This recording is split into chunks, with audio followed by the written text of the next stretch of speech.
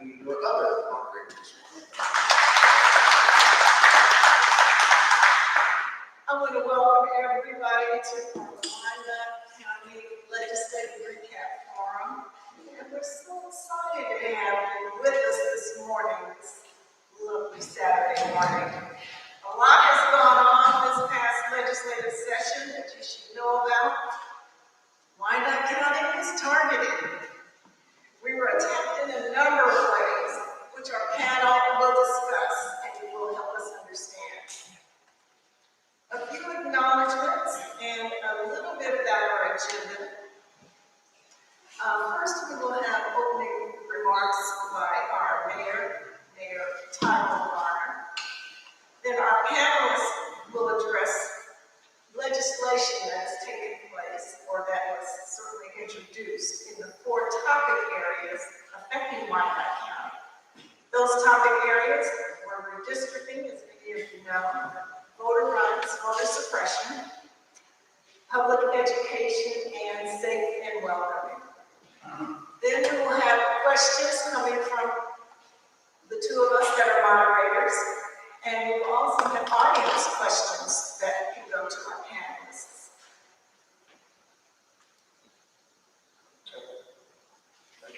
Okay. As we begin, we'd like to go over a few items that can help guide our forum. We're going to call them rules of engagement. First, I have to stress that we're committed to nonpartisanship in our interactions today. Many of us have organizations and partners who are 501c3s and who risk their nonprofit status if we are partisan in our discourse. Please show respect in that area. All of our interactions, as we make our time, will have a lot of issues to cover in a short time frame, so we will stick close to those time allotments as much as we can. Four speakers who move through the program and cover every topic area. We're asking people in the audience to write their questions on the note cards we've provided. We really don't have time to take verbal questions, so there should be a pencil and a note card in every chair. We can pass that down and we'll get to those later. We are live streaming this on YouTube, so we appreciate not a lot of side chatter conversations to improve the noise.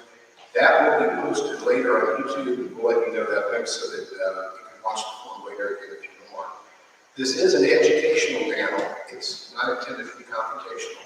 So we're asking everyone to respect each other no matter the viewpoint. And we as moderators will work to treat everyone with dignity and courtesy, and we have to keep the same. So a few housekeeping items. Feel free to refresh your coffee and donuts at the back of the room whenever you choose to do that. Women's restrooms on the right, men's restrooms on the left. Feel free to leave and return for those necessities whenever you choose. We are actually not going to take a break. So if you need to stretch, if you need to walk around a bit, just do it a little discreetly so you won't disturb others. Also, before and after our panel discussion, feel free to visit our sponsor tables over there, and they have some wonderful information on voter registration and different community programs. And I also would like to acknowledge some of the individuals and organizations who helped to make this forum possible. Our sponsors are the Community Health Council, the Main Street Community Health Council, the Main Street Coalition, the Kansas African American Affairs Commission, and the Kansas Hispanic and Latino American Affairs Commission.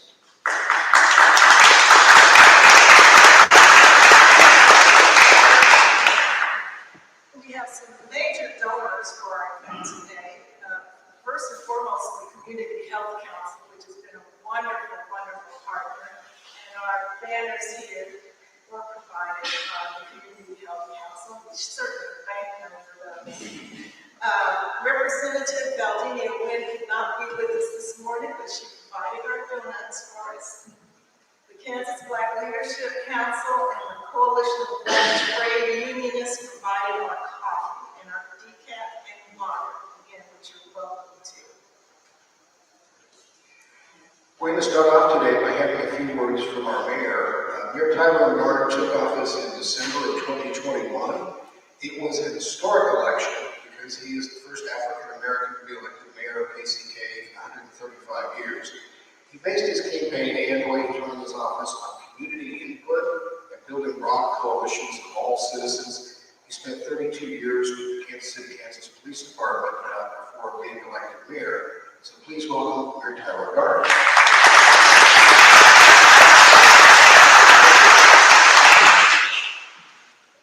Well, good morning, everyone.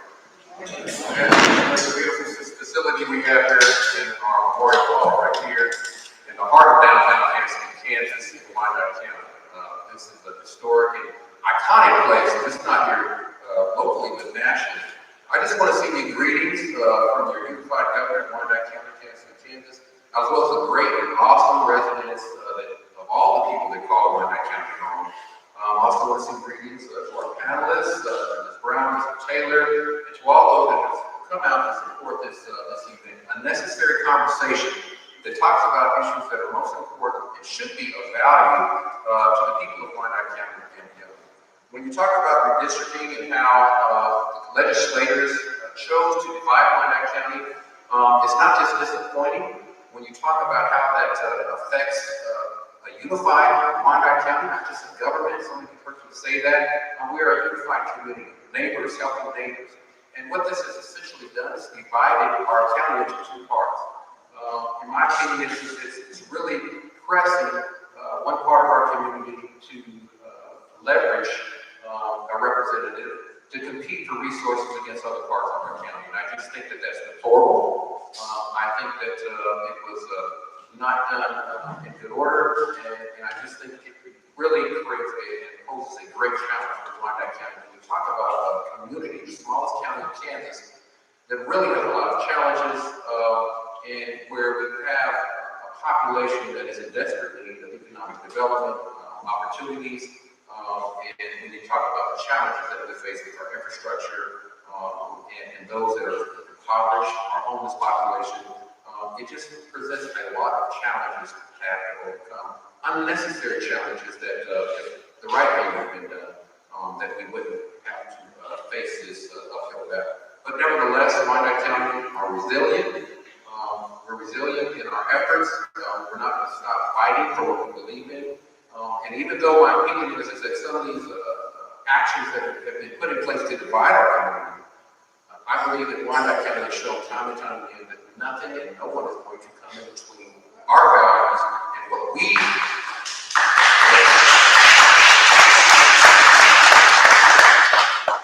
and the strength that we've always shown as a united community. One neighborhood, all four corners coming together. I believe that the best is still yet to come from Wyandotte County. When you talk about public education, same type of thing. We've got great public schools here, but we need better funding. We need better support from our legislator, and hopefully that conversation will move forward. But redistricting also kind of infiltrated that as well. And so that poses challenges for our educational opportunity as well. And I believe the first step to hope, the second step to opportunity, and the third step to improve destiny starts with an education. So invest in our education, our young people, and those people that want to improve their lives through advanced educational opportunities and technical opportunities that exist. We need to make sure that we do everything I can to support our legislators in making sure that the resources are there that can provide an opportunity for success for all those that want to have that opportunity. You look at sanctuary cities. I don't call it a sanctuary city, and I know some like to challenge that. When you talk about safe and welcoming and how this community came together and stood behind something that I personally believe really hit home the tenements that we all have the right to life, liberty, and the pursuit of happiness as human beings. We are one people, especially here in Wyandotte County. And some of the language that I heard and some of the pushback that I heard, in my opinion, again, was put there, in my opinion, to divide people amongst people when we all have the same needs. I spent 32 years in public service, and one thing that I learned is that people want a safe community, they want government that's responsive, and they want better for themselves and better for the generations to come. And that's what safe and welcoming to me was really about. providing those opportunities for those people looking for hope and opportunities, looking for something better than what they've had. And Wyandotte County is a welcoming community, and we want to do everything we can to solidify that vision of hope and opportunity and the resilience that I talked about. When we talk about all four corners of our community coming together and really embracing anybody that wants to do positive things in Wyandotte County and call Wyandotte County home.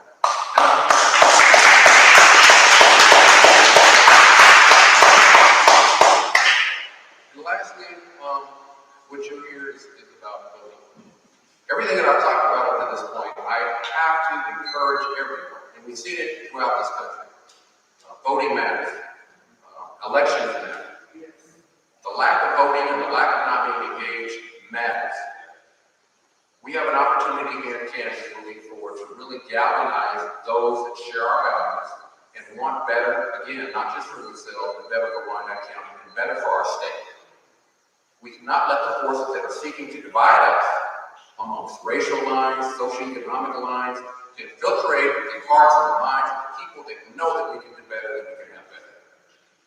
And so voting is key. And so everything you hear today, and I know this is an educational forum, but my takeaway from this is going to be is that we really need to not just educate, but we need to turn the education and knowledge we have into action. Action that can translate into galvanizing our community to vote.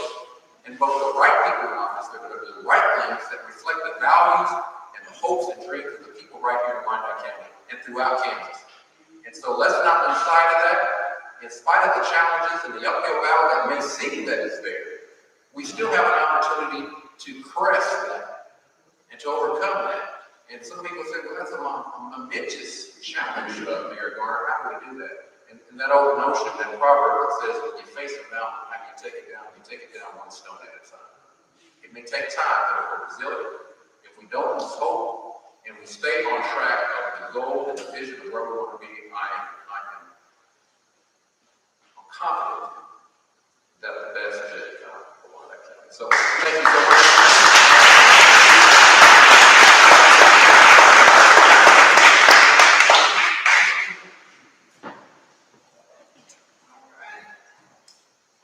So we're going to introduce our panel discussion at this time. Before we do, I'd like to acknowledge a few people who have joined us today. And first and foremost on that list would be Dinah Sykes. She is running for Secretary of State. Thank you for joining us today. Anyone else? I'm sorry. Who else is running? Anyone else? Yes. Bill Levin running for state representative in the 33rd district.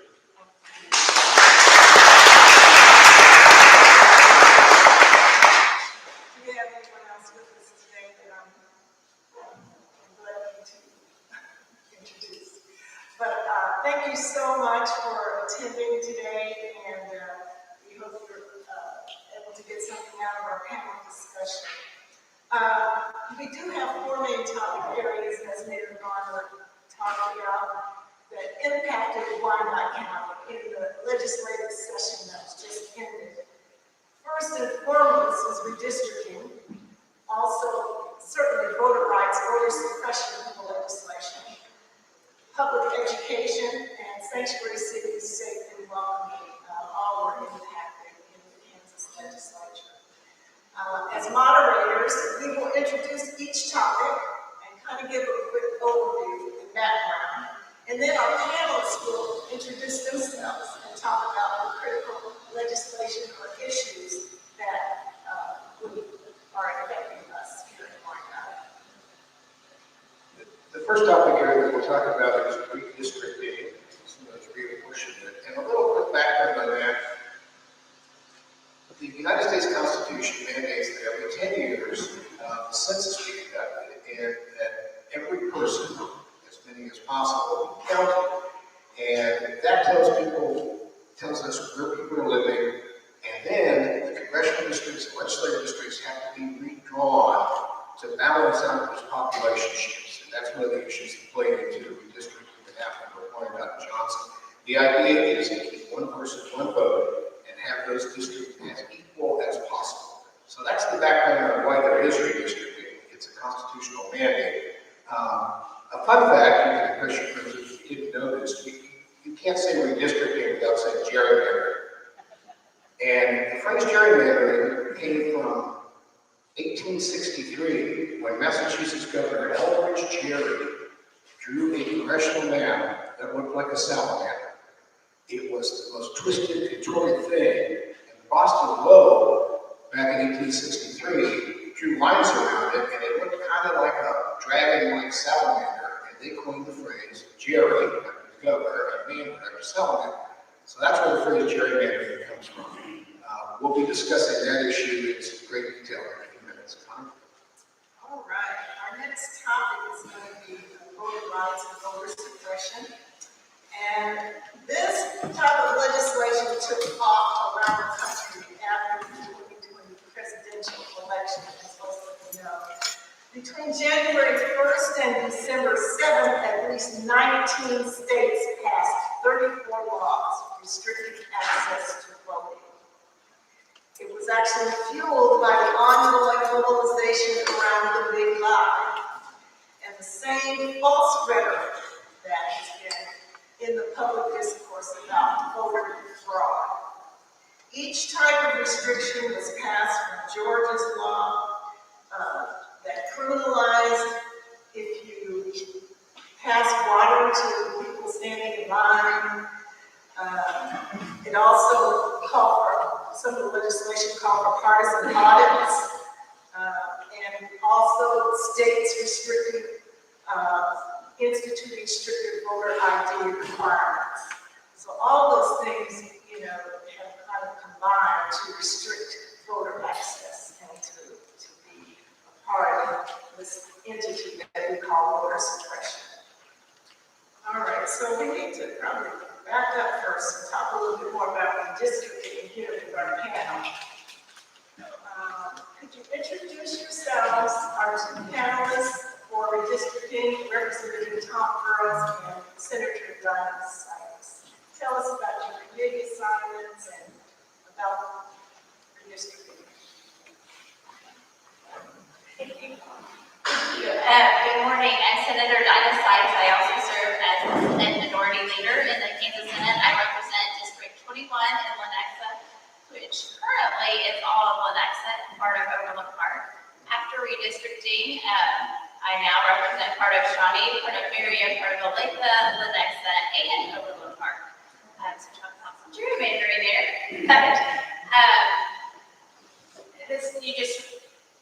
That's all you want right now, right? What do you want me to do? You can talk a little bit about what happened. Okay. Well, first and foremost, I want to say thank you to Wyandotte County for showing up at our listening tours. For those of you who are not aware, last summer, with a week's notice, the Republican leadership said we're going to do a statewide tour, 14 different stops in 5 days. So we started our tour in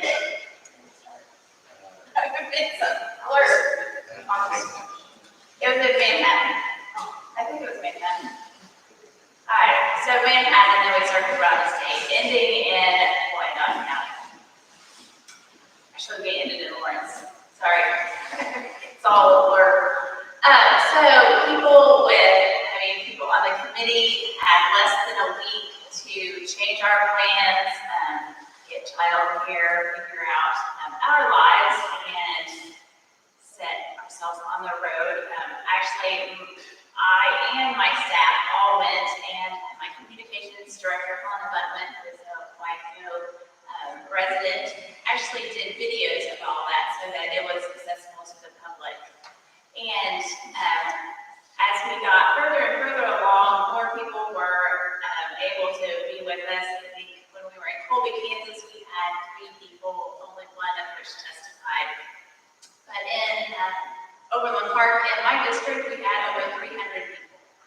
It was not fair. It was not, so we had an hour and a half at each location, and they divided that by the amount of people. So in Overland Park, we had less than 2 minutes for each person to give their testimony. I think maybe community in Wyandotte, we did have a little bit more, I think it was closer to 5 minutes, no, 2 minutes, okay, so you had a lot.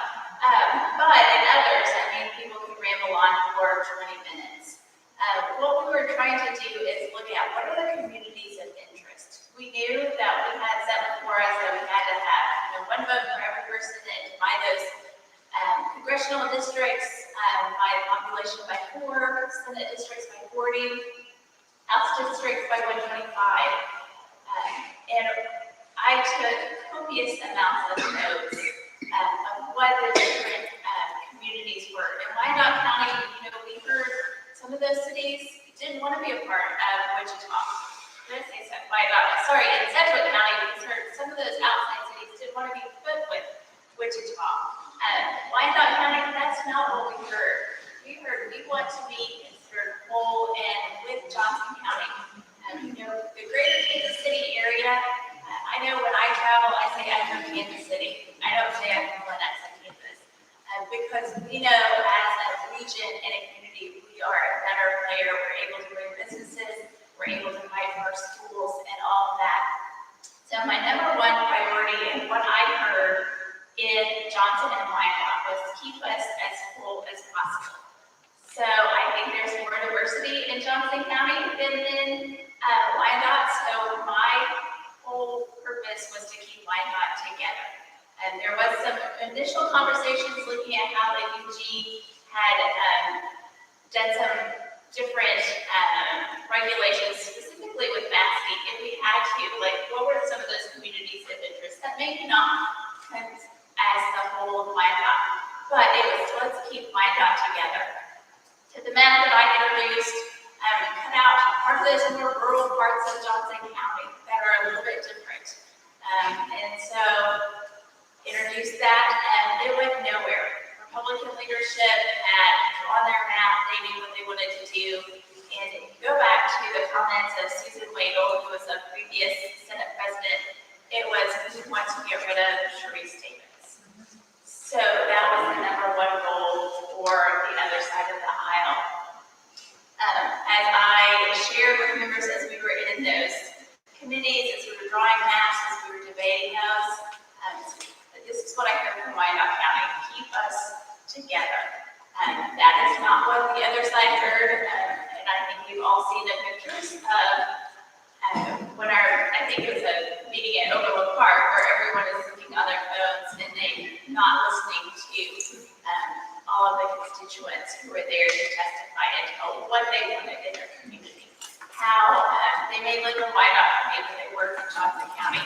How in Johnson County, how we're visiting Wyandotte County because our kids are at the soccer games at the fields at Burroughs or not so the Legends.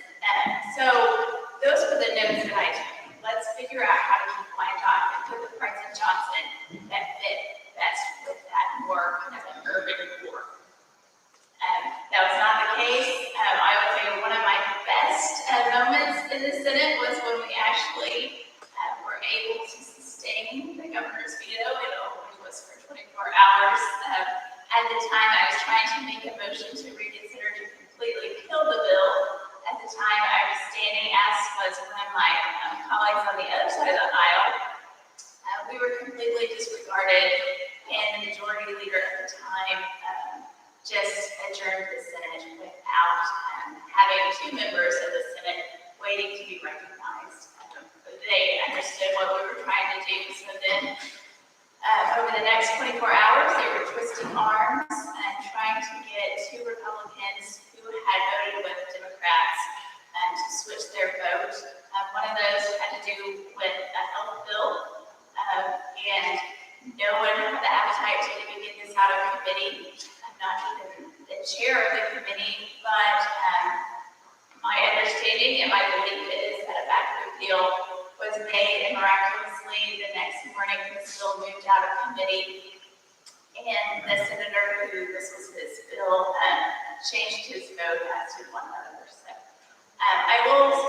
That was the biggest, I think, change was the congressional maps. The Senate maps, I will talk about I think Republicans they have a super majority right now. They are in control. They can pass anything that they really want. But they are so afraid of the will of the people. And for the 11 senators that I serve with who are fighting for workers' rights, the people to have your voice heard, they're so terrified of the will of the people that they want to stack the deck so that they keep that control. And so what we came out in the Senate and House was the 40. They decided to give us 11 Democratic districts, and they really stacked those. The district I drew for myself was more competitive than the one with the Republicans because they wanted to take those blue areas away in some of those districts that were trending more purple or blue, which we had a fighting chance to change. And they wanted to stack those so that all of those votes were in that district and really stack Republican votes in those others to keep it at an 11 to 29. And it looks like I am out of time, so I have rambled on long enough.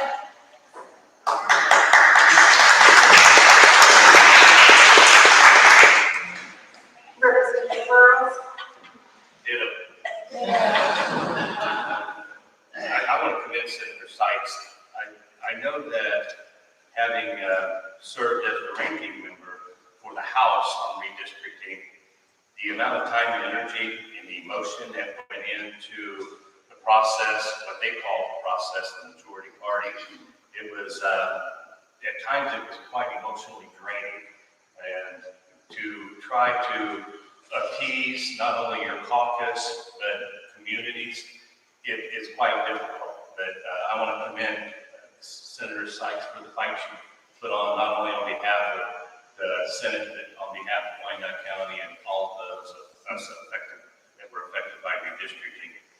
Representative Tom Burroughs, I've represented Wyandotte County now 26 years in the legislature. Have announced I will not be seeking re-election, and I do have a candidate that's joined us here today, and please exercise your right to vote. It's important, as was stated earlier.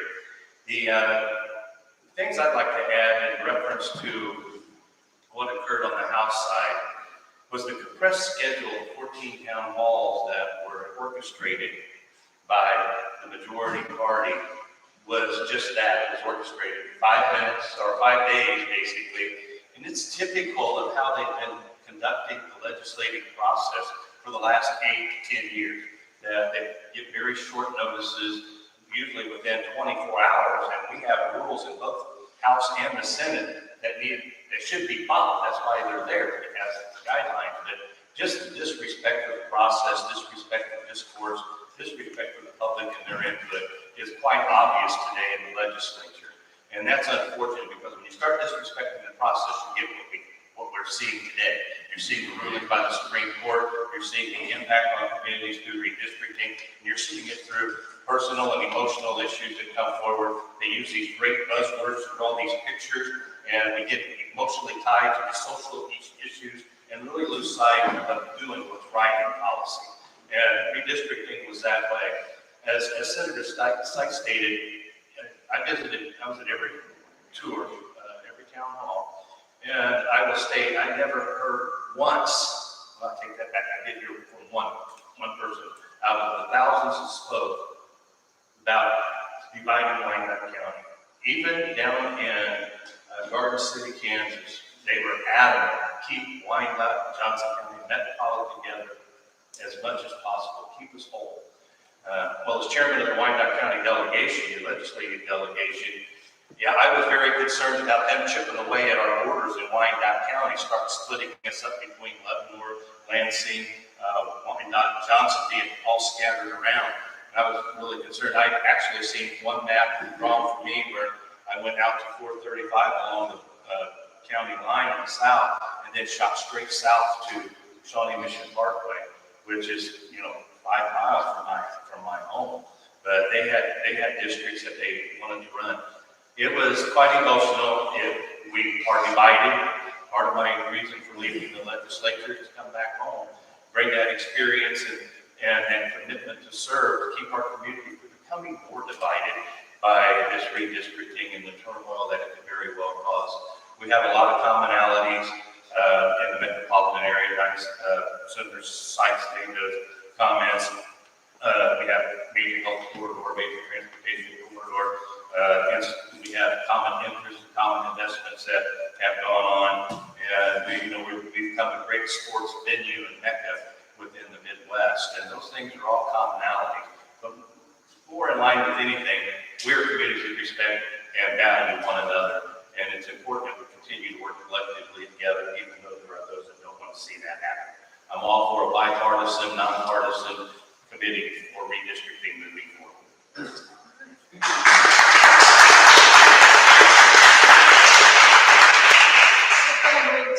Voter rights, voter suppression now, and it ties in so much to redistricting. So, Mark McCormick is our speaker from the ACLU.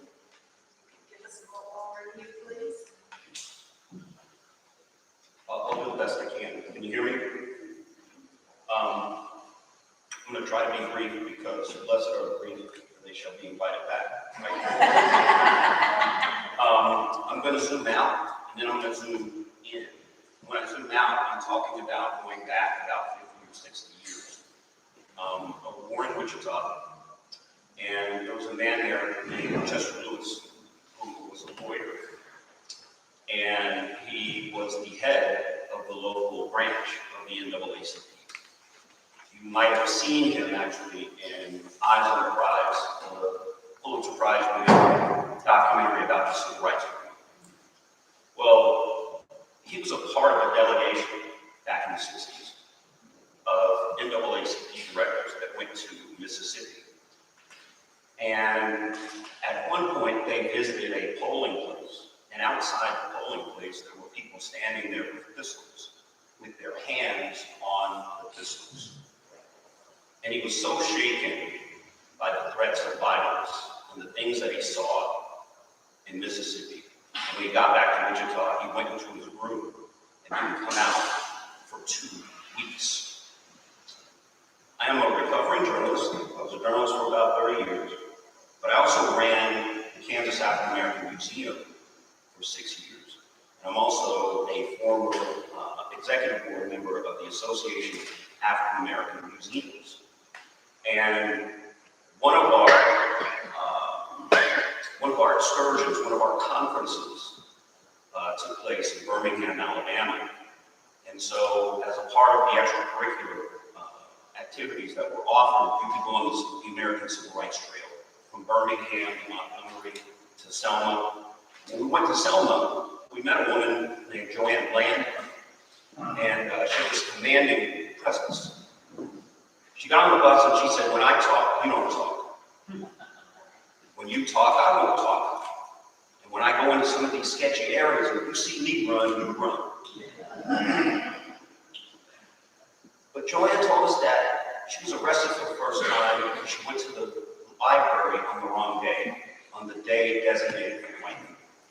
She was on the bridge for Bloody Sunday. And she said that the people who had been deputized as police beat them off the bridge, beat them down the street, and chased them into the church where the beatings continued.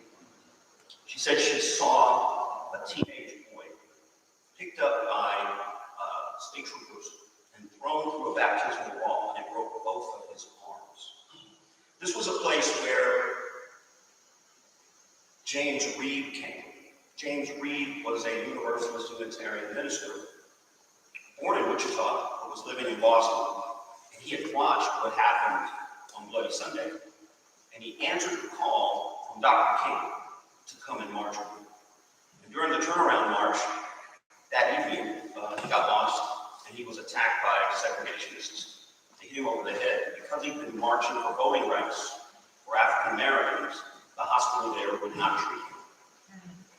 He died 2 days later, and Martin Luther King gave his eulogy.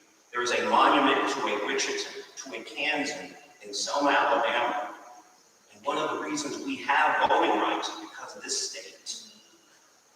It is embarrassing, it should be embarrassing to us that we are dealing with these kinds of issues. If you're not alarmed, you're not paying attention. So I'm going to zoom in a little bit about what happened last session. One bill passed, but there was an effort to make it a little less bad. And I'm talking about House Bill 2138. This bill created changes that are mostly administrative. This is allowing for more audits, creating an affidavit system for poll workers, handling ballots, and clarifying some of those confusing aspects in the code about election crimes. And then House Bill 2056 was one that was stopped. It was a bill, primary concern was about voting rights activists that was not taken up for a vote in the House after narrowly passing in the Senate, and it died in the House conference. Just this week, I read a really interesting story about Rob Sterling, the man who started Twilight Zone. I had no idea that the inspiration for Twilight Zone had a lot to do with what African Americans were experiencing in the country. He was very moved by what happened to Emmett Till. And as he tried to present these kinds of issues to networks, he was meeting with all kinds of resistance. In fact, it ruined his career. We're in a twilight zone now as it pertains to voting rights. And these spurious ideas about only certain people being allowed to vote. I'll stop there. Thank you so much. Okay, the next issue that we'll move into is public education. There were quite a few people that felt public education was under attack in this session. A lot of that stemmed after the George Floyd incident. There was discussion about what was really a bogus argument called critical race theory, which isn't even being taught in public schools, but that became kind of a rallying cry for people. The other one was the parents' rights, feeling like teachers were teaching kids things that the parents didn't want them to be taught. So there were a number of bills introduced dealing with those kinds of issues. Our own Senator Pettey was intimately involved in those issues. She serves on the Senate Education Committee, and she was fighting a lot of those things throughout the session. So I'm going to turn it over to Senator Pettey to discuss some of those issues and what happened during the session. Thank you, Mike. And I'm Senator Pettey. I'm in my third term in the Senate. I serve on public health and welfare, ranking Democrat on that committee, Ways and Means, Education, Care Oversight, Joint Committee on Pensions and Investments and Accountability Oversight, and my home for the Democrats in the Senate. I will say that if you really want to know what's happening with our school districts, we have great little pieces of literature that come out from Kansas City, Kansas School District, from the Turner School District. I don't have from Piper or from Bonner Springs, but if you live in those districts, you get them. I'm fortunate to get the one from Kansas City, Kansas. I love the Turner. They provide, and they come out 4 times a year, they provide a capsule look at important things that are going on in our school district. So take advantage of these. And you can also watch the school board meetings online as well. So I also want to thank the mayor for mentioning education, because education is the backbone of our country, it's the backbone of our community, and it's so important. And we talk about voting rights. If we aren't educated, if we really don't know anything about voting rights or about redistricting, educated people are more engaged, they're healthier, and that's what we want for our community. And I would recognize that Randy Lopez from the Kansas City, Kansas School Board is here in our audience today, and I want to thank him for his service.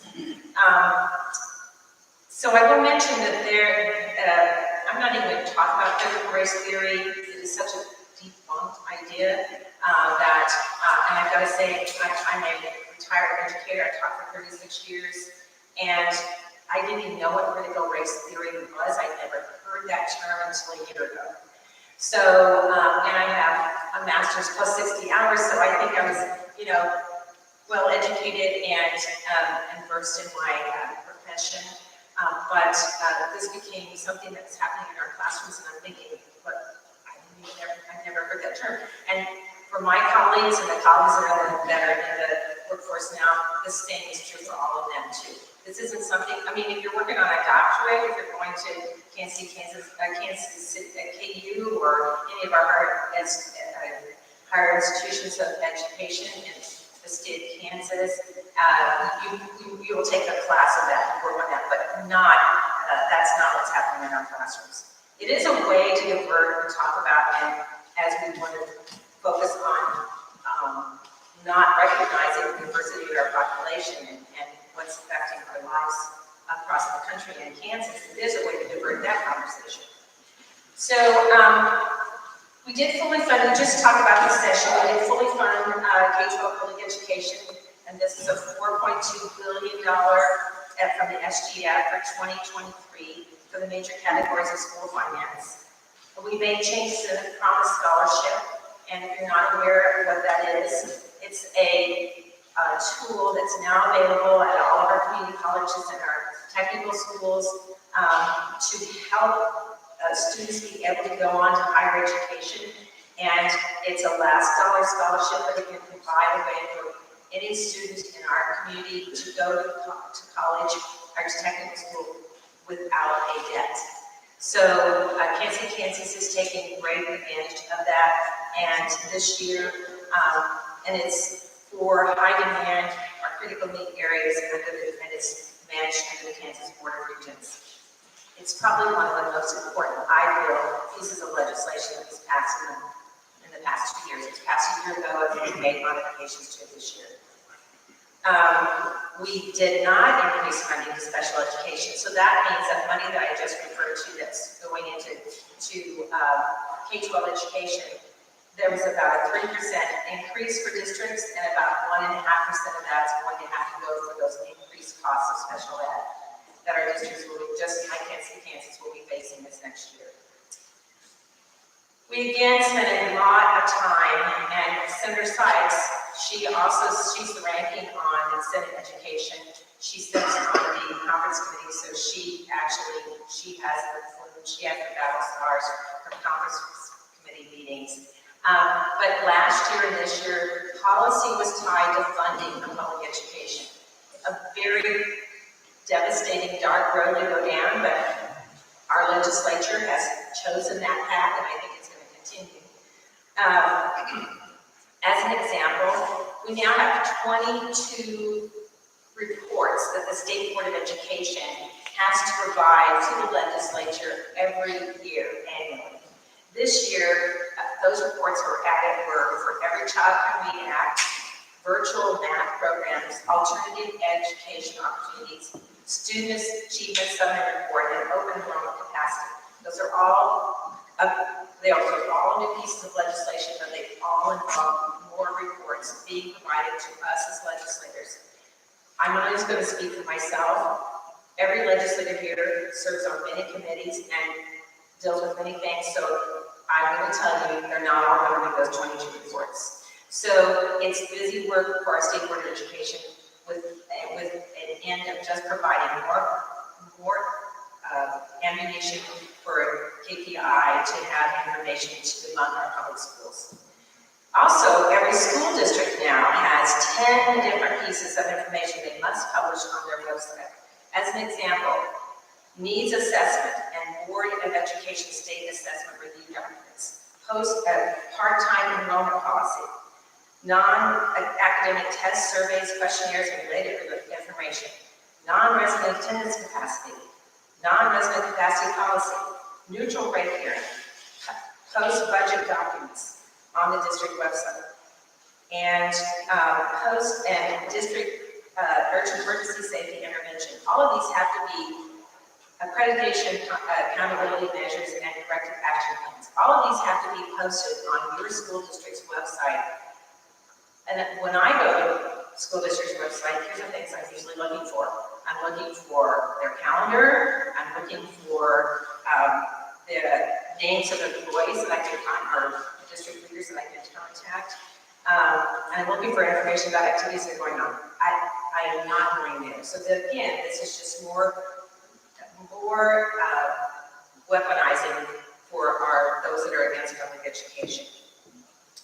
I think I'm through, even though I'm not through, but I'm going to go into those points if you ask me questions.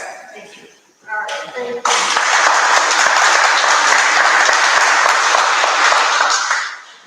And one of the last areas where Wyandotte County was really under attack was with regard to sanctuary cities and safe and welcoming. I'll just say a few brief words about it. Safe and Welcoming City Act was passed by the UG on February 10th of this year. It provided a municipal photo ID to thousands of residents of Wyandotte County who don't have an ID, and to others who would like an ID showing that they live in Wyandotte County. The ordinance also strictly limited UG employees, including the police, from compromising public trust in them by cooperating with ICE unless they're presented with a judicial warrant or if public safety is at risk. Shortly after this ordinance was passed, the Kansas Attorney General, Derek Schmidt, introduced HB 2717, the Sanctuary Cities Bill, which is now law. So, our Safe and Welcoming Coalition panelist is Marcus Wynn from Foursquare, and you could expand a little bit on what I've said and on the work that was done by the coalition. That would be wonderful. Sure, yeah. Thank you for the invitation. My name is Marcus Wynn. I'm the Director of Voter Engagement at the Federal Organization for Racial and Economic Equity, also known as Foursquare. Also a resident here in Wyandotte County. Our coalition is made up of dozens of local organizations, many of which you know, many of whom are here today. It's Mainstream, Community Health Council. Are you here with ACLU, Leslie? ACLU is in the coalition. And many, many others. And it really grew out of a growing concern following the 2016 presidential election that many of our neighbors in Wyandotte County felt unsafe and unwelcome. And there was a need that expanded beyond that. Part of being safe and welcome in the community is an identification that says, I belong here. Now, undocumented immigrants are not the only folks who are directly impacted by that. We know there are seniors. We know that there are folks who are returning from incarceration. We know that there are folks graduating out of the foster care system. I actually spoke with a woman who told me her husband was born in the Jim Crow South and there was no birth certificate. This is still going on. It was too hard for them to get a state ID.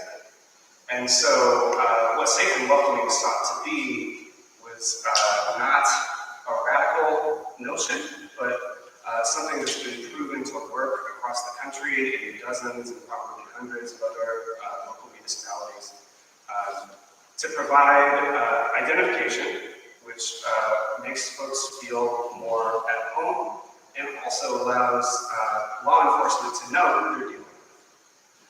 And also to set up some common sense boundaries that we've done elsewhere so that folks can get that ID without fear that participating in the system would compromise them in some way. So we worked for many years to get this passed. I want to commend Mayor Garner, who's here, for the courage to put this on the agenda after many years of it being blocked from being on the agenda.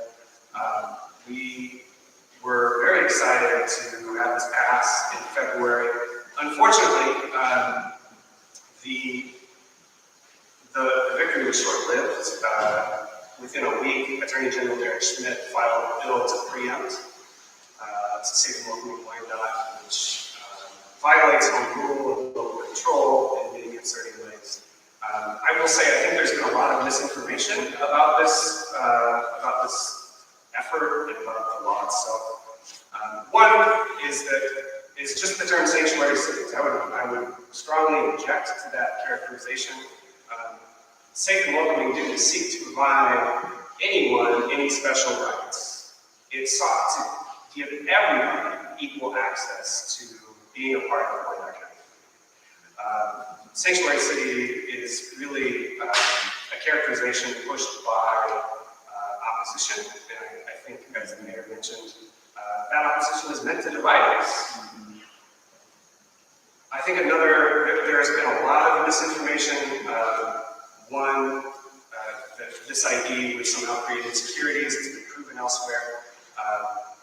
I think also another bit of misinformation is that this is somehow unprecedented in Kansas. The fact is, both Roland Park and Lawrence have passed similar local legislation.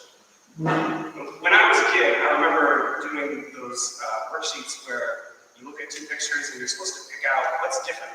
Anybody do those? Well, what's different about Wyandotte County from Roland Park? I think it's clear where the opposition came from, and I think that I'm glad that this is being discussed in the same context as redistricting, because they are both efforts to dilute the power of people of color in Kansas.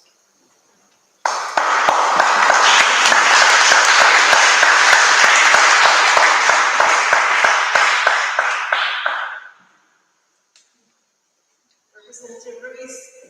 Thank you. My name is Louis Ruiz. I represent the 31st District. I'm currently running for my 10th term. So I've been there a little bit longer than Burroughs. I'm the ranking member on the Penn State Committee. I've been there for quite a few years as ranking member. That this bill, HB 2717, came through. And I'm going to read just to use kind of the preamble, the heading of the bill, the way that it was labeled. There's no mention of sanctuary cities. That's the terminology that the Attorney General felt that it would impact people to vote against the safe and welcoming from Wyandotte County. Also, Wyandotte County, we got a target on our back at the state level anyways. An act concerning municipalities relating to law enforcement agencies in cooperation with federal officials regarding citizenship, immigration status, and enforcement of federal immigration laws. Requiring any municipal identification card to state is not valid for state identification, and then amends KSA 8-113.7 repealing this existing section. And on the summary of it, it says it prohibits municipalities from restricting law enforcement cooperation with federal authorities and prohibits the use of municipal identification cards being used to satisfy state proof of identity requirements, including for voter identification. The bill also makes technical changes, and it goes through the whole list. And I've got I can give this to somebody who wants to make some copies of this for you all to look at. We debated this bill in Fed State Committee for almost 2 hours. The Attorney General represents the state lawsuits, and also debated it on the floor for quite some time. And when I told him that right now you wanted to suppress people from being engaged as citizens of the state of Kansas, the messaging that we're coming out with is that you're not welcome. If you're people of color, you're not welcome here because we want to suppress you. When you have opportunity, we're going to try and take that opportunity from you. And so the Attorney General saw low-hanging meat, or low-hanging fruit, low-hanging fruit. I would say this is an ideal ordinance for Wyandotte County to come through, but the timing was not perfect. If it would have came through now, next year we're going to hold a new legislature. It may be a new Attorney General, maybe a Democratic Attorney General. But right now, because he was endorsed and got endorsement from the former president, who really admonished people of race and color. We've seen that time after time in his speeches. He reflects those values. So one of the questions that we got, do you think this was political? Do you think it was racist? Yes and yes. I think it was. So how do we act and what do we do? I don't know the legal terms of what legalities can be done to this, to change the name, switch it around, and not as threatening to the Republican Party as it has been. And I apologize. I know this is a nonpartisan agenda this morning, but I'm a Democrat, so I'm going to speak like a Democrat. I got chastised by that a couple of times, but you speak like a Democrat. Well, that's because I am. So, born here in town, made in Kansas, and my family was born, my grandfather came in 1903. There was a lot of racism, a lot of people, KKK around Wyandotte County. So what the black community have gone through, the Latino and Hispanic communities have gone through as well, not maybe a long history, because our history is more within the Southwest and Northern Mexico. But the Latino community was the target of this legislation, and that's the way I debated it on the floor and against Eric Schmidt. And it's sad to say that it did pass, and the governor signed it. My request to the governor was after 10 days it goes to law no matter what, just don't sign it. Well, she signed it, so she'd like to be responsible for her signature on this. I did invite her to come into Wyandotte County and speak to the community as to why. And so far, I don't know who's relaying the message to her, but she hasn't made the opportunity yet to take the opportunity. And so I thank you for the time to talk. I'll be happy to answer questions at the proper time. Thank you.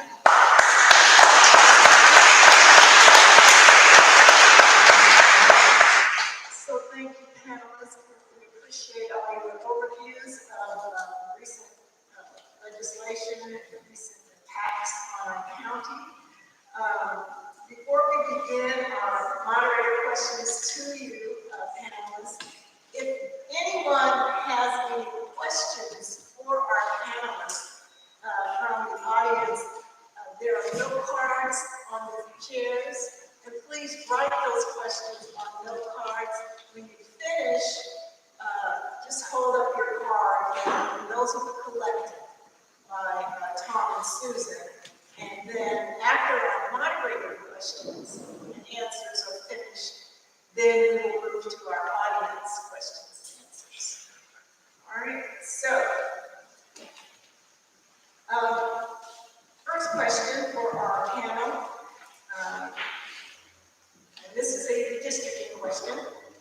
The Kansas Supreme Court has issued its full opinion, as you know, this week. It ruled that partisan gerrymandering is not covered by the Kansas Constitution, and it kind of left the question of racial gerrymandering to the U.S. Supreme Court. What are some takeaways of that opinion and some implications of the decisions from Wyandotte County? Either of you. I think moving forward is going to have a tremendous impact on Wyandotte County, and any community that is made up of the minority party will be under attack.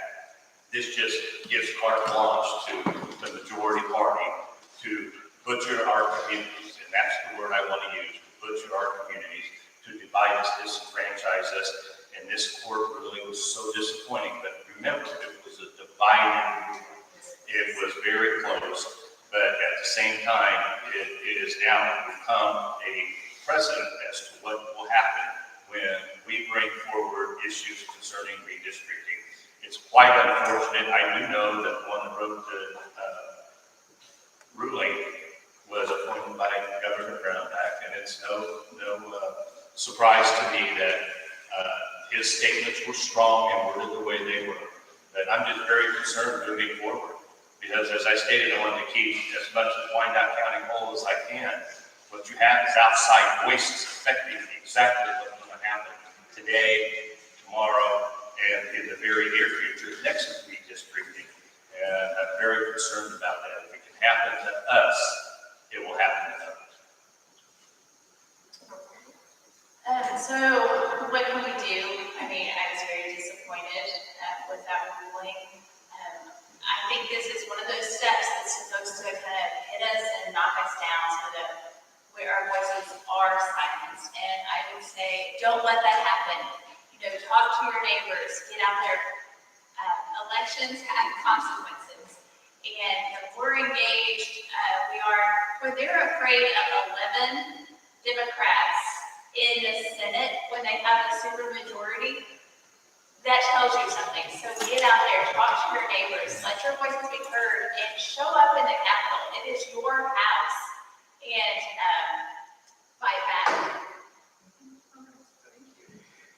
You referenced this earlier with the process, and the majority party said, we had dozens of hearings, we took hundreds of pages of testimony. The fact is, those hearings were announced on a very short notice. We all know, those of us that were there involved in it, that the maps were actually drawn very quickly and behind closed doors, despite what the testimony said. I know the next redistricting is 10 years away, but I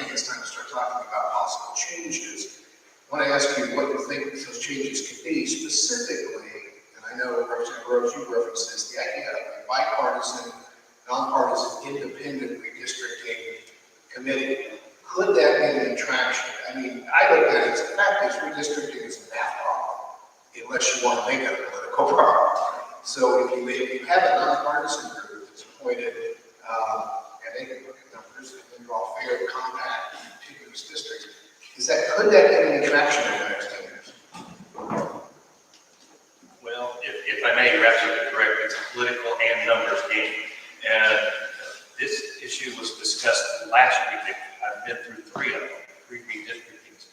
And even the last time we worked to try to do a bipartisan committee, an independent committee. We, the legislators, that felt that the heavy-handedness dealing with redistricting was significant enough that the responsibility should fall to the people, even though we have the ability to do so.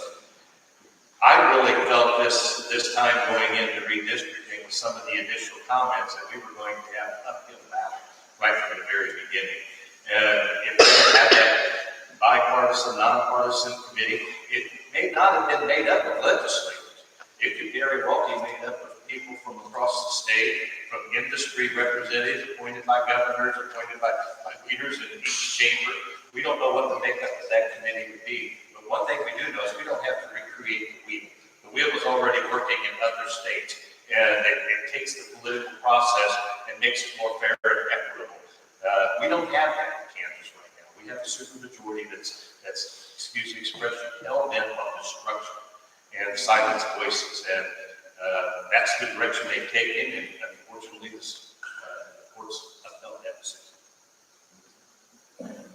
I think now is the time. I had introduced a bill in the previous session trying to do that nonpartisan commission that would draw the maps.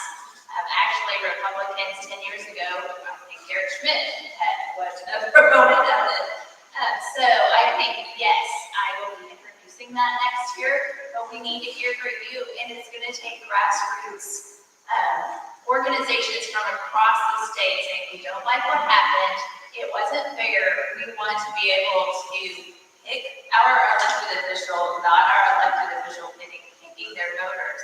And I think it's going to take a lot of work, but starting next year, maybe in 10 years, we can have that ready to go. All right, thank you. On to voter rights. So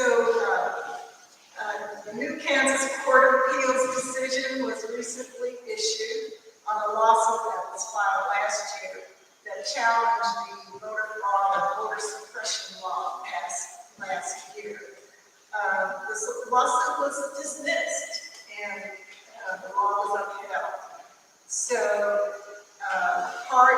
other parts of the law they talked about threatening felony prosecution of any activity that could be mistaken as the work of an election official. So what is the meaning of that, and what is the impact of that for Wyandotte County organizations and other organizations across our state who want to work to register voters? Thank you. I think we all have access to the nuts and bolts of that decision, but I wanted to zoom out like I have to do, and I promise this time I will not run over time. There is a new American voting majority. Young people, women, people of color. All of these efforts are about diminishing the political power of that new American voting majority. There are two definitions, well, there are frankly more definitions of racism than two, but there are two that really come into play here. One, an emotional commitment to ignorance, but the one that applies here is a competition for the control of power and wealth and resources. The idea of undermining our fundamental ideas in that competition is fundamental to what is in play.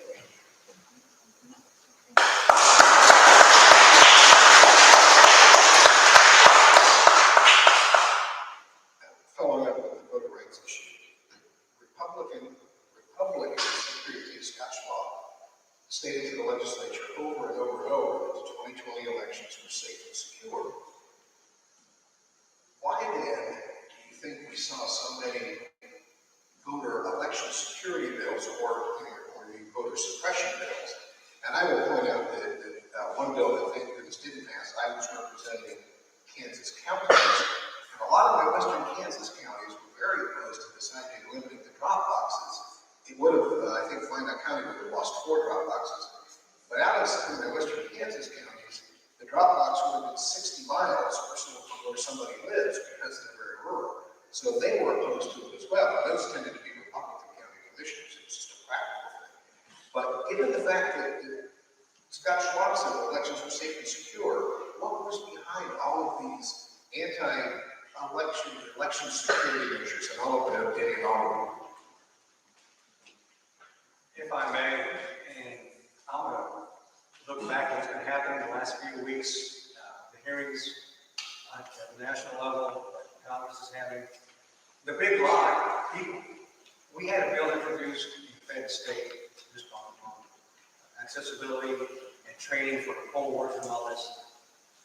Not based on what has happened in the past, but based on what could happen based on the big lie. And to me, that's behind a lot of the voter suppression issues, a lot of the questions about the boxes, and who runs the polls, and voting machines. It's all fudged out into one thing, and that's, if you watch on TV, those hearings, you kind of answer that question.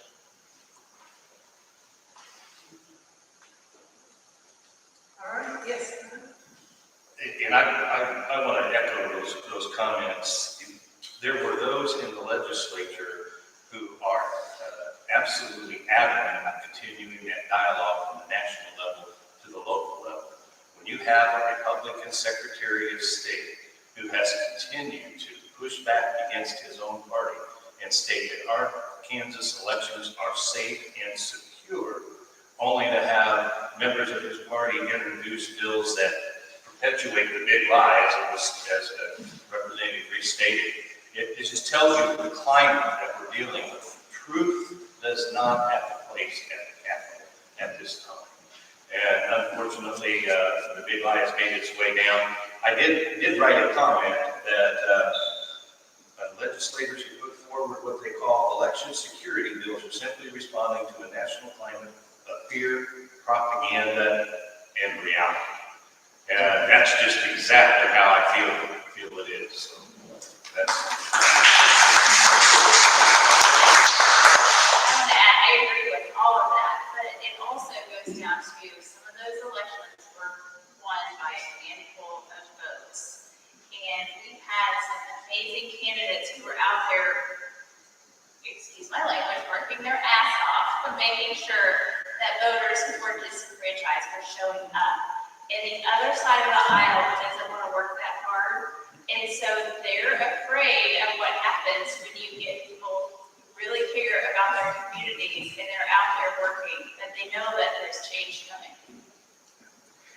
I want to add one other point here, because I think this is something that's frustrated me since that really came out. I know a number of groups that were registering voters stopped doing the Light, a number of groups, because they were afraid that they would be arrested under that law that was passed.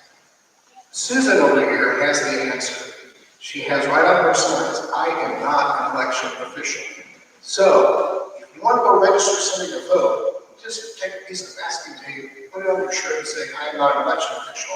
You're not going to get charged with any kind of a crime. It's only if you're impersonating or misleading that you're an election official. So, I want to clarify that because I think it really took efforts to get people to vote, because the normal organizations that got registered stopped doing it last year.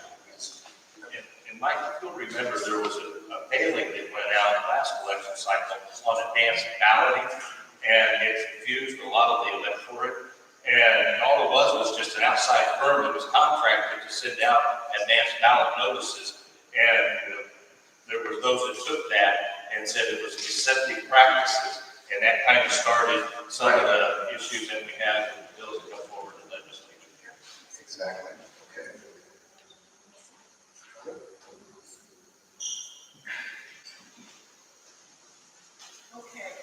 move on to public education. Public education. So I think we've all come to agree that public education was under attack and has been for a while now. What would be the impact for Wyandotte County schools and students that you see in terms of the impact of some of these public education laws? Well, one of the issues I didn't get to was a item that was passed called that was just referred to as open enrollment.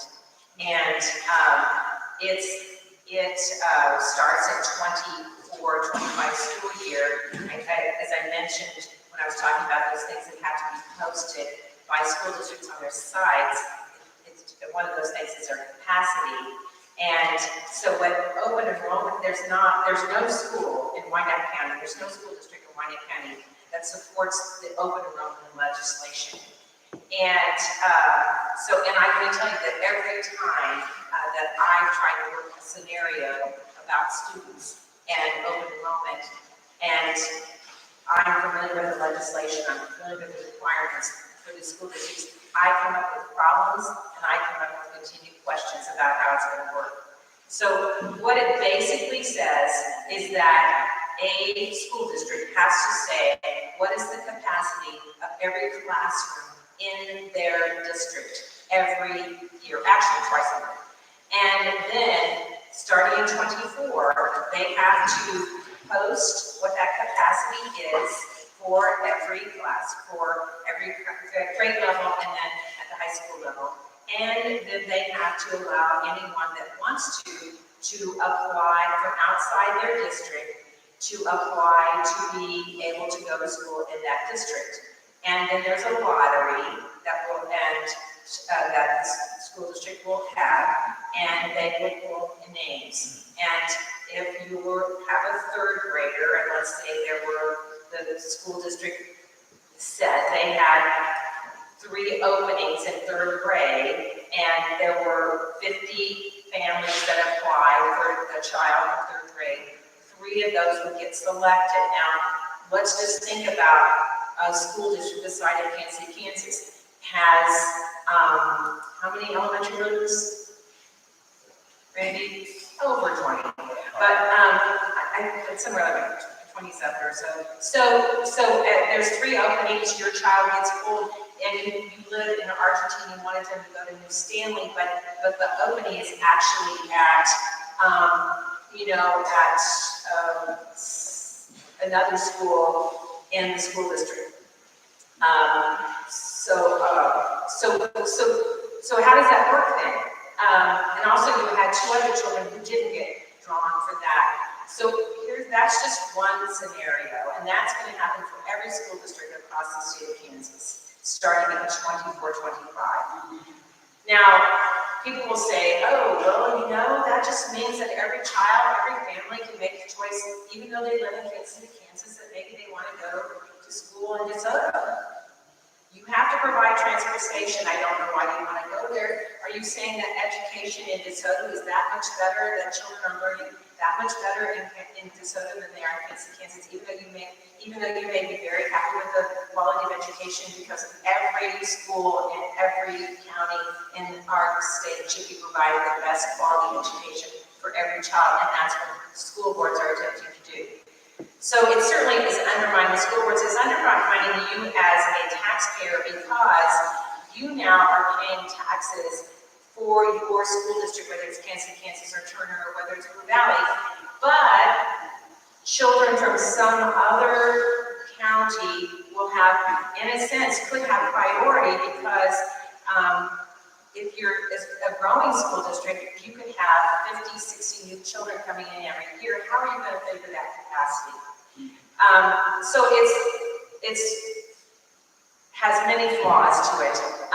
It's unnecessary. It is the first step, I will say, to vouchers. And I'm just going to say this, I will say it every time I'm asked to speak, is that if we do not re-elect Laura Kelly, we will have vouchers passed in the Kansas legislature in 2023. And I'll stake my reputation on that that's going to happen. If we don't re-elect our governor, we will have vouchers passed. It is not good for public schools. It is not good for the 1,550 public schools in the state of Kansas, and it's not good for almost 36,000 children going to our public schools across the state of Kansas, no matter where you go.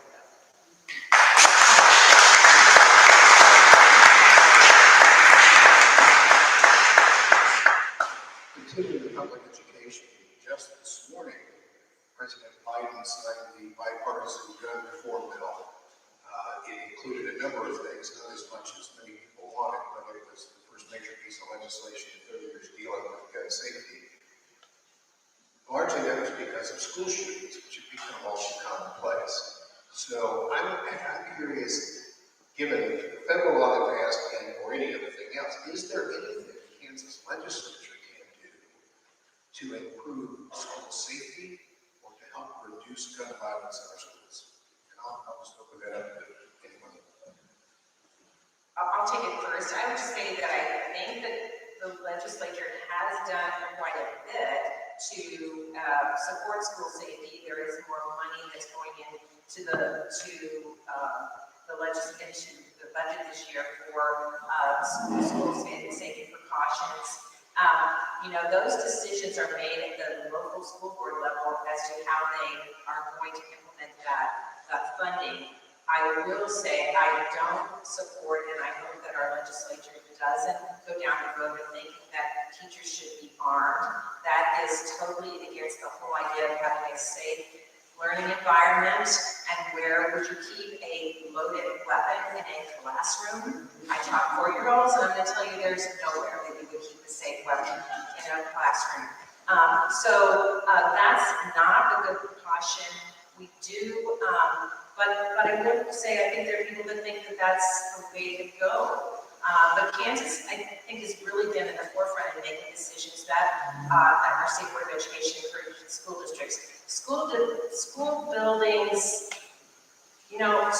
have lots of entrances, and they will always have lots of entrances and exits in them because that's the fire marshal's requirements that you have that if you have a building with the number of employees that you do and the number of students. So that's always going to remain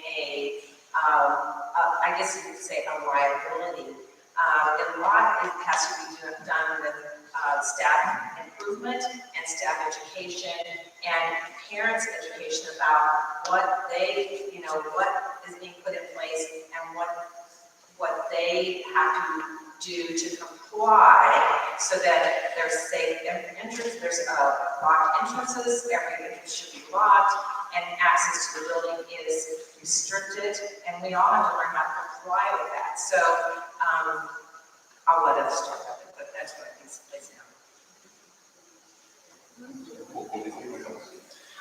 Governor Kelly put $5 million back into the budget for education this year for school safety. That's not near enough. You divide that among all the school districts, it comes out to be a very small amount of money. So any additional security services, programs, or equipment has to be purchased by the school district itself. That's not money going to the classroom. There was an opportunity 6 years ago to put additional dollars into school safety. I know I brought the legislation forward. Governor Collier put in the $5 million, and it hasn't grown. It really pains me to think that here we have Eric Schmidt running now for governor and is criticizing Governor Kelly for only putting $5 million in.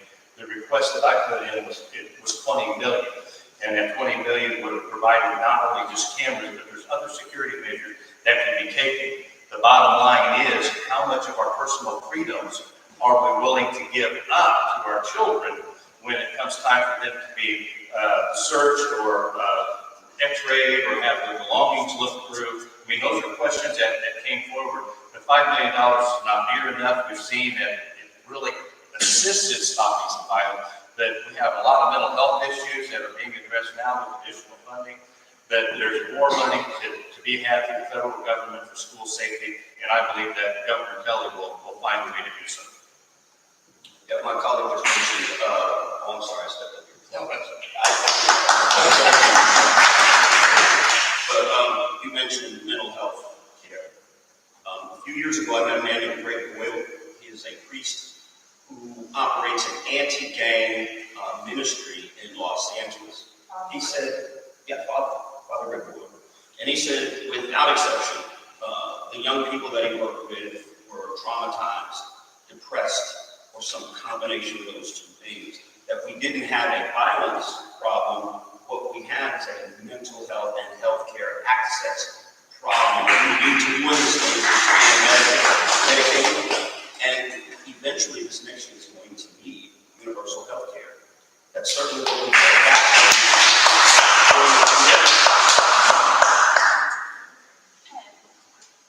I want to add, this goes back to, as Senator Pettey talked about, all the things that our teachers are having to do, all of those reports, that's taking away time that teachers are building those relationships with students. That is one of the main factors, relationships, being engaged. If you have a legislature in Topeka that wants to dismantle public education, they do not want teachers building relationships because they're afraid of anyone who looks different than them, thinks different than them, loves different than them. So we have to, again, elections have consequences, and we need people who are going to fight for diversity, they're going to fight for inclusion, and allow teachers to do their jobs, building relationships. This year in the Kansas Senate was the first time that we actually had any common sense gun legislation hearings. It is federal law that if you have a felony or you have a restraining order, that you are not supposed to have a gun. So we passed legislation 5 years ago, making this actually state legislation, but we missed something in a trailer bill about how to relinquish those guns. Can I just give it to my brother, or what do we have to do? So we've been trying for 5 years to have a conversation on how do you relinquish that? And we all agree that this is someone who does not need to have a gun. But my colleagues are afraid of having this discussion. And the only reason I got a hearing for this is because I said I'm going to have an amendment on the floor or you have a hearing. I chose to have a hearing so that we could actually hear from people that are affected by this, because I know if we just debate this on the floor, it's going to go down. But we need to educate people on what is happening.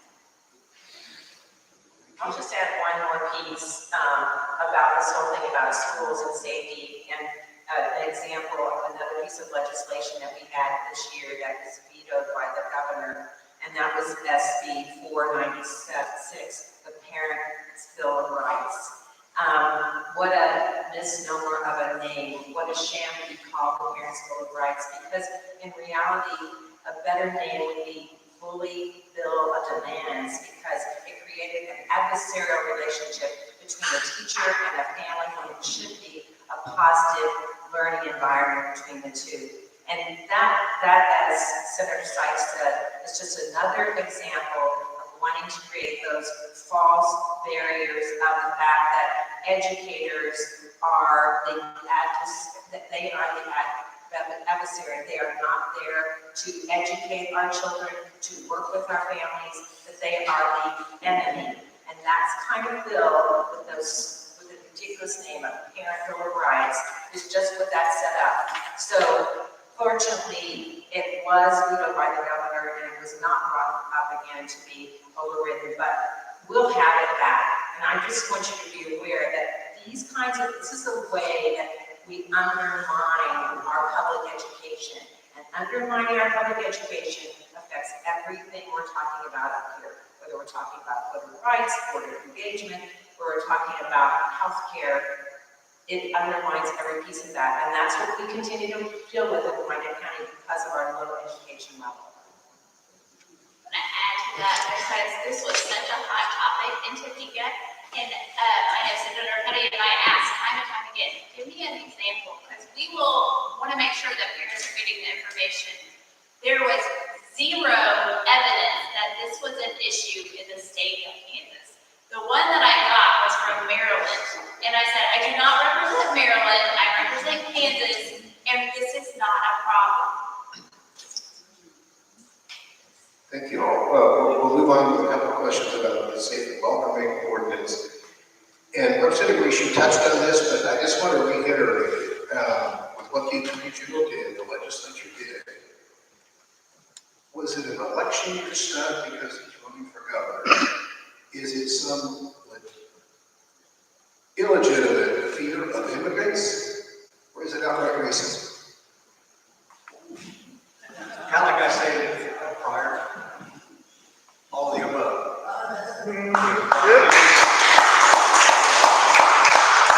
This election year, and I think Schmidt sees the struggle because he's not a very popular guy. So when he targeted Wyandotte County, we just an issue with splitting the county between north and south by 7, and then attacking the safe working ordinance was something he was going to hang his hat on. And you can see that coming because of just the way he is. So yeah, it was a political issue, just based on who his supporters are, and it's a racist issue because who is the main vision of the tax place. And so yeah, I would agree with all of that. Just all categories.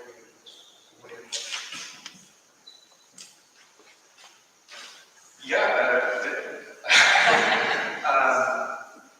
I do think, like I said before, Wyandotte County is not unique in the state of Kansas in seeking to pass local ordinances that provide some level of security, accessibility, to ensure that all of our residents are safe and well. This was not something new. Yet somehow the effort in Wyandotte County drew some new attention. I do think the timing was unfortunate in that it gave, well, I'm not partisan. I'm one of the people up here who's not elected, not representing a party. So, it gave both Derek Schmidt an opportunity to beat up on immigrants for political gain, and I think it also created an unfortunate situation for Governor Kelly, which we communicated as a coalition. We deeply disagreed with her decision to sign it. I think we were faced with a very difficult position moving forward, where Derek Schmidt wrote a racist bill and Governor Kelly signed a racist bill. And it was deeply disappointing, and I will say, I appreciate that Representative Ruiz mentioned his invitation to Governor Kelly. I would like to see both Laura Kelly and Derek Schmidt come to Wyandotte County and talk about this issue and learn from the community, because I think there's always opportunity to move forward and learn and do better, and I hope that happens.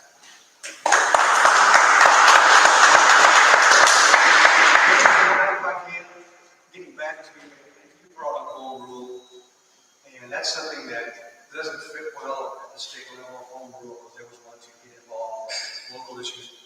But several years ago, I can't remember exactly when it was, there was a bill brought up to protect firearm parts or guns manufactured in the state of Kansas.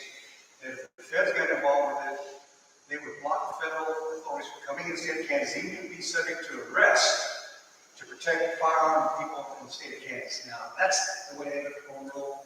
We can attack you, but they're not going to attack our guns.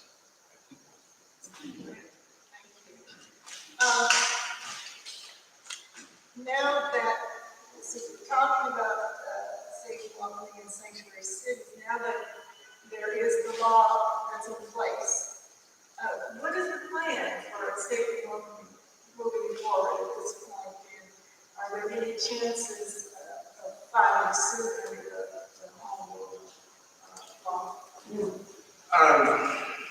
So the short answer is no, there's not any. I think there's next to zero opportunity to file a lawsuit. This is a bad bill, it's bad policy, but our assessment from our legal team is that it's not unconstitutional. In fact, we believe that Attorney General Schmidt modeled legislation that I think was passed in Indiana and withstood legal challenges there. So it was a very clever move on his part. Can't can't say that he didn't do his homework. As far as what the plan is moving forward, I come at this a little bit differently than some of the other folks up here because I have a different role. My job is to be out in the grassroots, doing community organizing. We are in the tradition of grassroots work like the civil rights movement, organizers like Dr. King and John Lewis, also labor organizing and workers' movements like Cesar Chavez and Dolores Huerta. When I think about what needs to happen in order to move forward, what I have consistently heard is, first and foremost, a community strategy, which is not to take away from many of our legislative colleagues. Many of you stood up for Wyandotte County really boldly during those hearings, and we deeply appreciate it. What happened after Governor Kelly signed that bill and surprised many of us, I got phone calls from around the state in that week following. People, not just in Wyandotte County, were outraged, but I got calls from people in Johnson County, people in Topeka and Lawrence, Wichita, Liberal, Hutchins, Dodge City. All these folks were following this issue and hoping to replicate it in their own communities because they realized that this makes for a stronger community. And so I think what we're coming to as a movement is a realization that we didn't get preempted because we are powerless. We got preempted because there are forces at play who felt threatened by a grassroots movement coming out of Wyandotte County. 5 years ago when I started and got involved in the safe and welcoming movement, quite frankly, we didn't get a lot of attention. We couldn't get the attention of many of our commissioners. The mayor refused to even have a conversation. And this was not our current mayor. The former mayor, that's right. What made the difference is when we started going out in the community and organizing everyday folks. People told us we were crazy, it was never going to happen, that's not how Wyandotte County works. But slowly and surely we were able to build grassroots power to get this on the agenda. Now, I think 5 years later, people are looking at us and saying, you can't accomplish something like this big in Kansas. It's crazy. This isn't how Kansas works. It's never going to happen. The truth is, I think we know what works, and I think we just have to scale it up. And so the plan moving forward is to coordinate very large-scale grassroots engagement across the state, and I'm really excited, and I think this is a great silver lining, about all the conversations that have been sparked, and the real urgency that folks around the state have around this issue. Anyone else?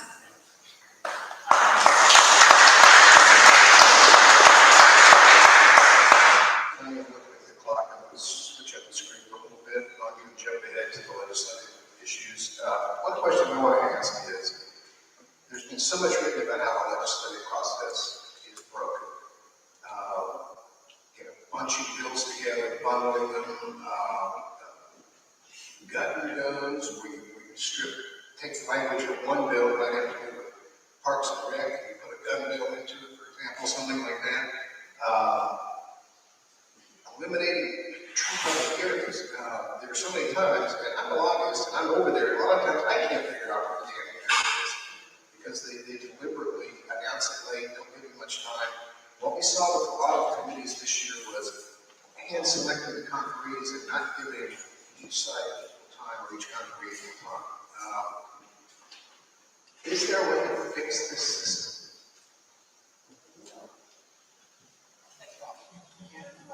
Well, as I stated earlier, the rules are only in place if you want to follow them. But when you have a supermajority, you make the rules and you can break the rules. And that discourse within the Capitol itself, the process, has been just what Mr. Taylor stated. the short notices, the partisan rhetoric, the partisan information system that comes through. It's all geared to provide support for their initiatives. And it's very heavy-handed. It truly is. And for someone that's a purist when it comes to the process, I like to think that every person that comes down to speak at the podium has an opportunity and an obligation to speak on behalf of their constituency.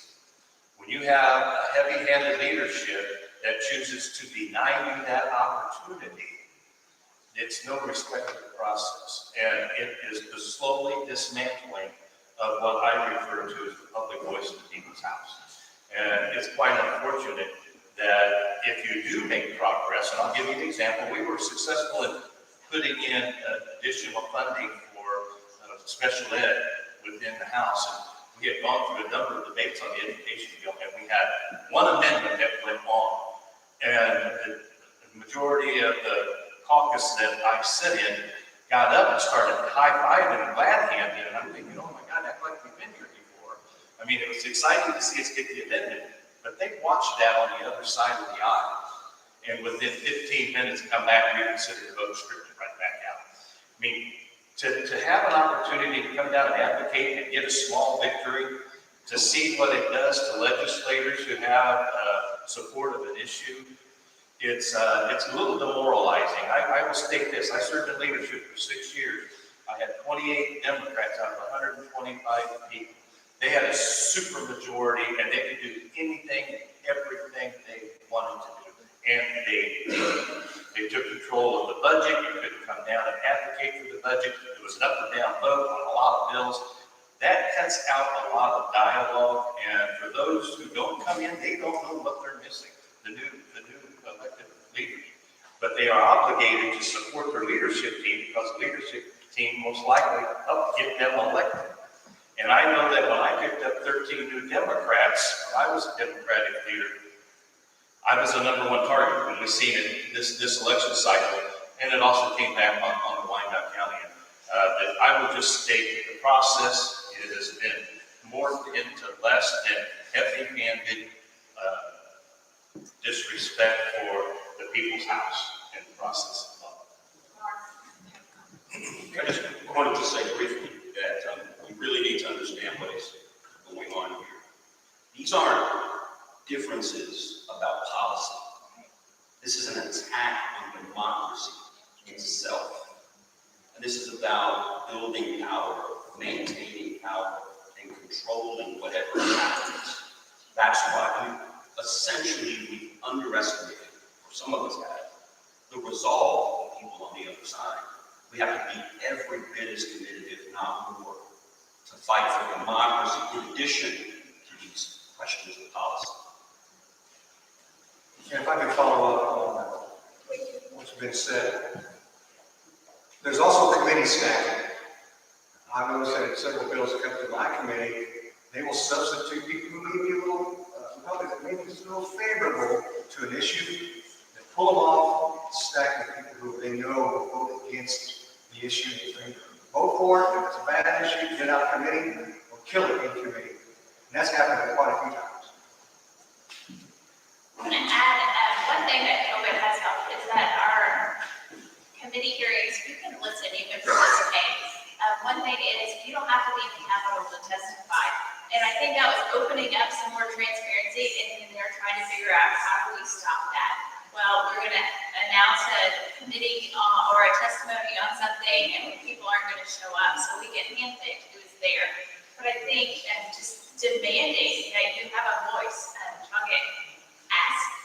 It's an election right now. Where do these candidates stand on making people their access to the process? All right, I think we're going to move to audience questions at this point, since our time is a bit short right now. Were there any redistricting questions? Did you get any redistricting? No, I did not. I had some voter questions. As you brought. So let me do one. Regarding voting, one of our audience members asked, given the low turnout among youth,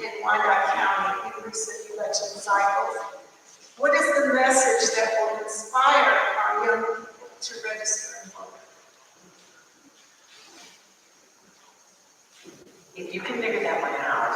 There it is. That's really a hard question.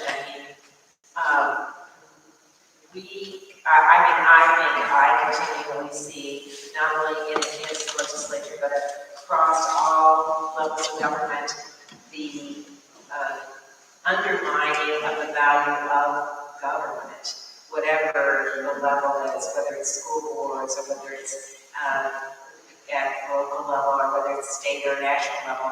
And I'm not saying myself, but we have colleagues that are doing this. We had a former president that did this all the time under the value and importance of organized government and what it provides for communities. So, if you're a young person just becoming of age, that's been what you've been hearing all of your life, so why would you want to even be involved? We have to work on changing that conversation, and we all have to be part of that. Anyone else? I would just add, I'm going to make a plug for an organization that's not mine, but here today I see the voter network is over there. We actually know what moves people to register to vote and to actually go vote when they are not traditional voters. It is not about a message. There is no shortcut message that will get it done. It is all about a message. And we all have people in our lives, or we can, we don't already, who need to be directly talked to. It's not about having perfect words, but saying, this is important to me, and I hope that you do it. And so I would encourage anybody who wants to be involved in changing the electorate of Kansas, which I think is an absolutely foundational and essential thing, if we're going to get anything to get done. Sign up at the voter network and participate in theirs or someone else's grassroots effort to go out and actually sign up. Well, we'll stay with voting because this was the first obvious question I got. Has there been any discussion among the legislature about moving to ranked choice voting, where voters get to vote for a first choice, second choice, third choice? A number of states and municipalities do that. I know years ago I sent a hearing informational hearing about that, but is there any consideration of that in Kansas? I'd say I used to be on the ethics elections and local government, and when you were in there, we did have a hearing on that. I'm no longer in there, but I think it's your advice. People that option, I think it's great. UC is working in Vermont and other issues, but I think we've only had that informational hearing. This is kind of a legislative image question. How can we improve the image of Wyandotte County in the Kansas legislature?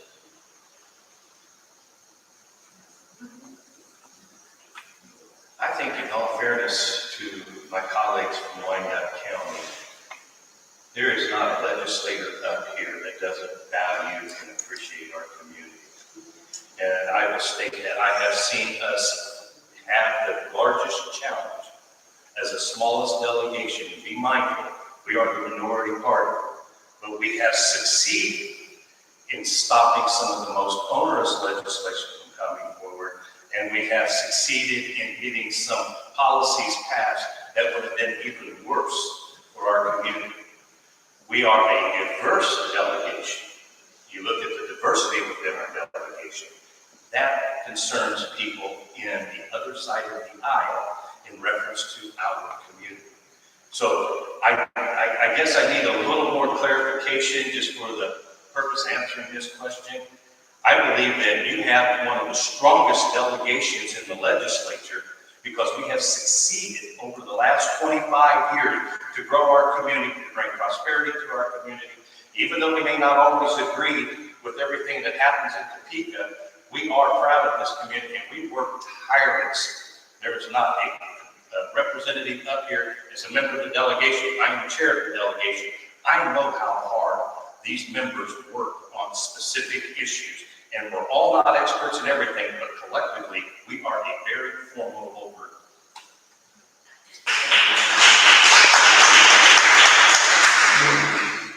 This is another audience question. How did the legislature justify allowing concealed carry of weapons in higher education buildings while not allowing concealed carry in the State House.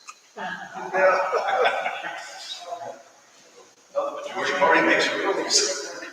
How does the legislature justify allowing concealed carry on college campuses, but not allowing citizens to conceal carry in the State House?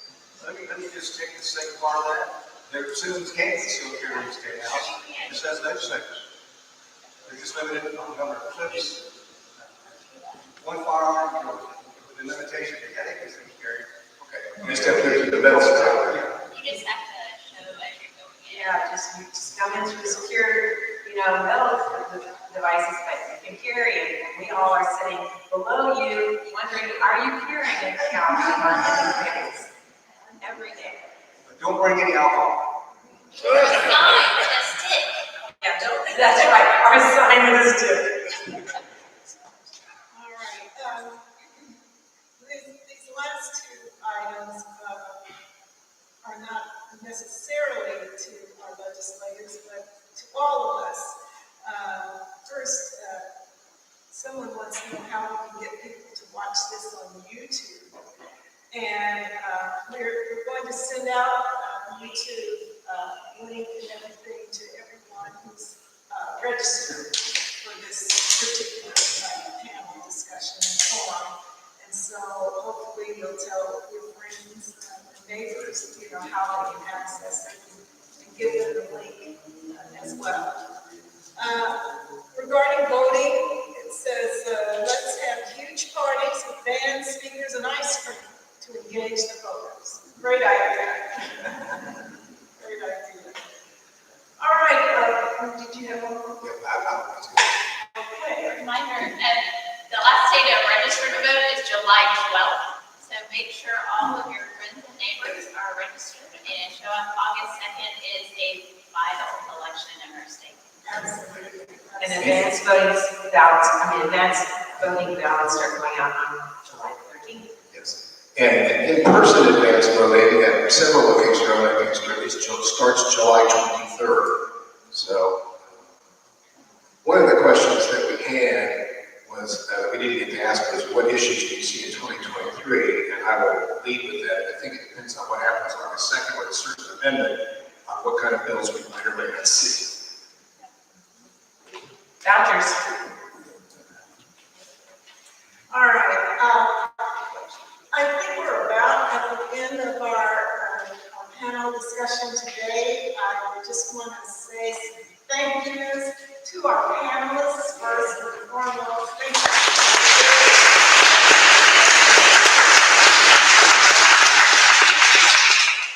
I want to thank our sponsors and our community partners, and feel free to visit those tables when you get a moment after we finish. I want to thank our volunteers who helped out on this. Matt, Barb, Jackie, all of our volunteers. It was wonderful.